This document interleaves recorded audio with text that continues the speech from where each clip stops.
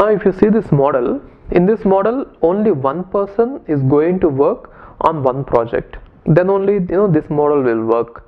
Now if two people have to work on the same project, then what happens is one person is going to have all the versions of his code on his computer, and the other person is going to have all the versions of the code on his own computer, and whatever changes both of them are making, they will not be reflected, or both of them will not know about it. So the option is have a central database which is going to maintain all these versions, so that if someone makes the changes, other person should be able to see it.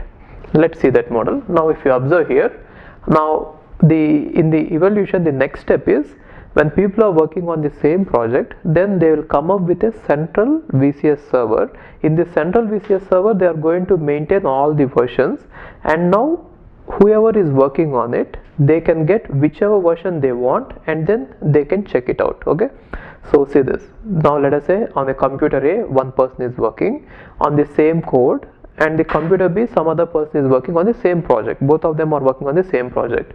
Now they can get whichever version they want, right?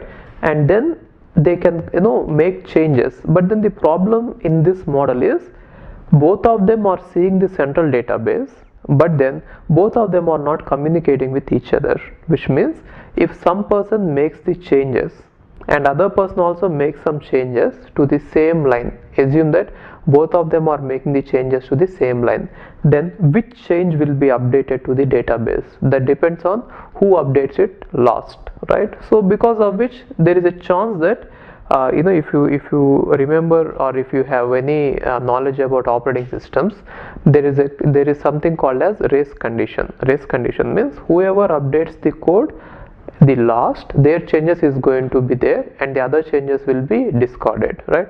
And you don't want that to happen. Then even these two computers also have to communicate, right? So that is the next model in the evolution.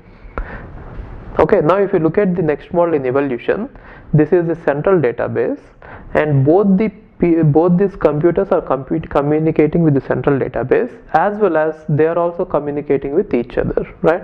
Now using this model, we'll be able to store all the changes done by everyone, and we'll not be losing anything. Okay, now Git is completely based on this architecture.